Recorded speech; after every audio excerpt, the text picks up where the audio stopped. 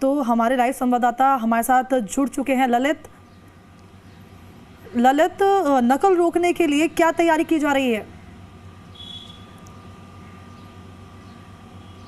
जी बिल्कुल, आपको बता दें कि 23 और 24 जुलाई को रीट अग्नि परीक्षा का आयोजन होने जा रहा है। इस बार अगर बात की जाए 2022 की इस परीक्षा में, तो इस परीक्षा में 46,500 पदों पर तकरीबन 16 लाख से ज़्यादा परीक्षार्थी पंजीकृत हैं। इसके साथ ही अगर बात की जाए परीक्षा को पूरी तरीके से पारदर्शी बनाने के लिए, तो माध्यमिक शिक्षा बोर्ड और शिक्षा विभाग की ओर से इस बार पुख्ता बंदोबस्त उठाए गए हैं। इस बार जहां प्रश्न पत्रों को OMR शीट को पुलिस की कस्टडी यानी उनकी देखरेख में रखा गया है, तो वहीं जो कल सुबह पेपर परीक्षा केंद्रों तक पहुंचाए जाएंगे वह कड़ी सुरक्षा के बीच पहुंचाए जाएंगे।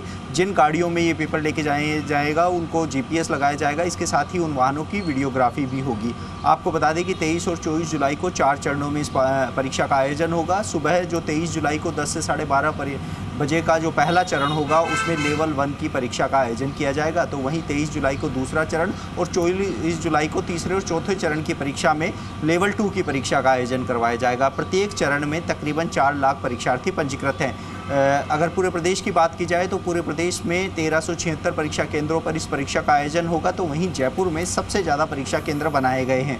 जयपुर में 779 परीक्षा केंद्रों पर इस परीक्षा का आयोजन होगा। परीक्षा को लेकर इस बार विशेष ये बंदोबस्त करे गए हैं कि जो सरकारी अधिकारी हैं उनकी ड्यूटी वहाँ पर लगाई गई है। इसके साथ ही जो परीक्षा को लेकर राजधानी जयपुर की अगर बात की जाए तो 4 जगह अस्थायी बस अड्डे बनाए गए हैं, क्योंकि जयपुर की अगर बात की जाए तो जयपुर में 4 लाख से ज़्यादा परीक्षार्थी जो हैं वह परीक्षा देंगे, यानी कि प्रत्येक पारी की परीक्षा में 1 लाख से ज़्यादा जो परीक्षार्थी हैं वह इसमें शामिल होंगे। इसके साथ ही प्रशासन की ओर से जो परीक्षा को लेकर लगातार मीटिंगों के दौर जारी हैं। हर जिले में जिला कलेक्टर की अध्यक्षता में जो कमेटियां बनाई गई हैं उनमें तमाम जो अधिकारी हैं, SP मौजूद हैं, पुलिस के आला अधिकारी मौजूद हैं, उनको लगातार ये दिशा निर्देश दिए गए हैं कि परीक्षा को पूरी तरीके से पारदर्शी बनाया जाए।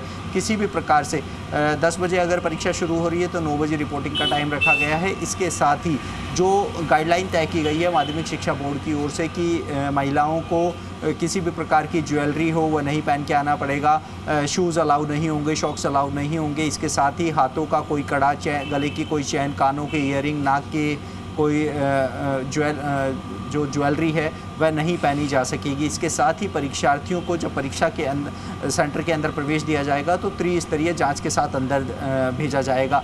महिलाओं को हेयर बैंड लगाना भी अनिवार्य नहीं है, परीक्षा केंद्र पर ही उनको रबड़ दिया जाएगा जिससे वह अपने बाल बांध सकेंगी। इसके साथ ही प्रवेश पत्र के साथ उनका एक ओरिजिनल ID यानी कि आधार कार्ड हो या अन्य कोई दस्तावेज हो वो रखना पड़ेगा। पारदर्शी पेन उनको ले जाना पड़ेगा। पानी की यदि बोतल लेके जा रहे हैं तो वह भी पारदर्शी ही रहेगी। इसके साथ ही जो परीक्षा को लेकर अन्य जो पुख्ता बंदोबस्त हैं वह माध्यमिक शिक्षा बोर्ड और सरकार की ओर से पूरे कर लिए गए हैं। कल इस परीक्षा का आयोजन होगा, कल और परसों। ऐसे में परीक्षा पूरी पारदर्शी हो, इसको बनाने के लिए सरकार पूरी तरीके से मुस्तैद नज़र आ रही है। जी ललित, परीक्षा के नतीजे कब तक जारी होंगे?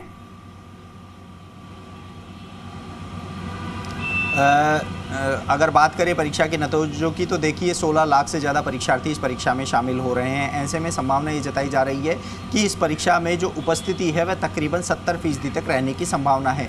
राजस्थान के तकरीबन 13 लाख परीक्षार्थी इस परीक्षा में शामिल होंगे, तो बाहरी जो राज्य हैं उनके तकरीबन 3 लाख परीक्षार्थी इस परीक्षा में शामिल होंगे। अगर पिछली परीक्षा की बात की जाए, जो रीट की परीक्षा हुई थी सितंबर में, उसका परिणाम जब जारी किया गया था तो तकरीबन 3 से 4 महीनों का समय अंतराल था। तो ऐसे में संभावना ये जताई जा रही है कि इस परीक्षा में भी तकरीबन 2 से 3 महीने का समय लग सकता है, क्योंकि माध्यमिक शिक्षा बोर्ड की अगर बात की जाए, शिक्षा विभाग की बात की जाए तो शिक्षा विभाग इस परीक्षा को जुलाई में आयोजित करवा रहा है, 7वां महीना चल रहा है। तो वहीं जनवरी में राजस्थान कर्मचारी चयन बोर्ड की ओर से शिक्षक भर्ती परीक्षा यानी कि इस परीक्षा के बाद जो शिक्षक भर्ती परीक्षा होगी वो प्रस्तावित होता है। ऐसे में संभावना ये जताई जा रही है कि इस परीक्षा का परिणाम 60 दिन के अंदर अंदर आ जाएगा, क्योंकि उसके बाद शिक्षक भर्ती परीक्षा की भी उनको तैयारी करनी है।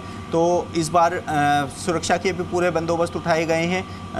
लगता है कि 60 दिन के अंदर अंदर परीक्षा का परिणाम भी जारी हो जाएगा।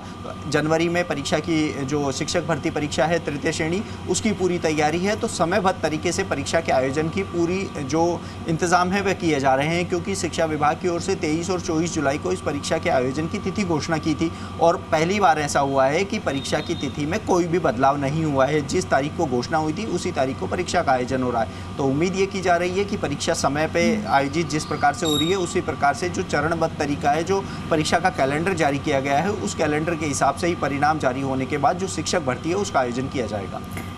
ललित जी, क्या आपको लगता है कि सरकारी अधिकारियों के हाथ में कमान देना कामयाब हो पाएगा? जी बिल्कुल, ये सबसे बड़ा कदम उठाया गया है शिक्षा विभाग की ओर से, क्योंकि इस बार किसी भी सेंटर यानी कि निजी सेंटर पर निजी कर्मियों की ड्यूटी नहीं लगाई गई है।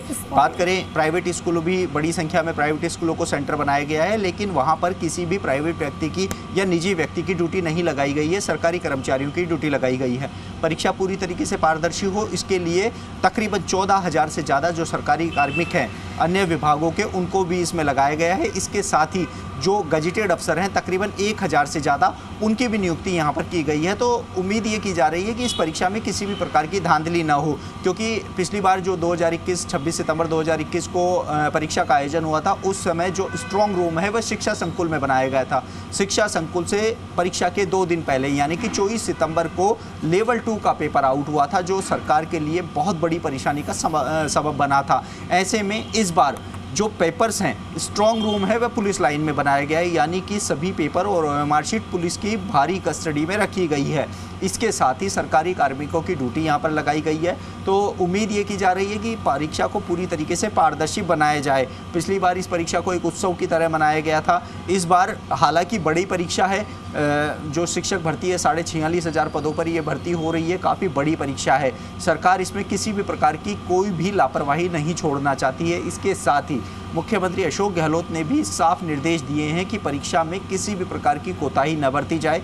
पिछले दिनों ही जो सरकार की ओर से कानून लाया गया है, उसके तहत यदि परीक्षा में नकल करवाने या नकल में संलिप्त पाने वाले व्यक्ति को 9 से 10 साल की सज़ा, 10 करोड़ तक का जुर्माना, उसकी संपत्ति जब्त करना सहित अन्य जो प्रावधान किए हैं वो कहीं ना कहीं परीक्षा को पारदर्शी कराने में कारगर साबित होंगे। तो उम्मीद ये की जा रही है कि परीक्षा पूरी तरीके से पारदर्शी हो, कहीं से भी किसी भी प्रकार की कोई समस्या का सामना न करना पड़े। जी राजस्थान परीक्षार्थियों से भी ये अपील करता है कि वो अपनी परीक्षा पर अपना फोकस करें, ध्यान केंद्रित करें, क्योंकि परीक्षा से ठीक पहले कई असामाजिक तत्व हैं जो पेपर हैं, पिछले सालों के पेपर में एडिटिंग करके उसको वायरल करते हैं, कई प्रकार की जो अफवाहें वो फैलाते हैं। तो परीक्षार्थियों को उन अफवाहों से बचना चाहिए, क्योंकि ऐसे में परीक्षार्थियों को इस प्रकार की अफवाहों से उनका ध्यान है वह भंग होता है और वह परीक्षा पर केंद्रित नहीं कर पाते हैं। तो परीक्षार्थियों से हमारी यही अपील है कि वह सिर्फ अपनी परीक्षा पर ध्यान दें। सरकार की ओर से पुख्ता बंदोबस्त किए गए हैं परीक्षा को पूरी तरीके से पारदर्शी रूप से करवाने के लिए। जी तो धन्यवाद ललित जी हमारे साथ जुड़ने के लिए।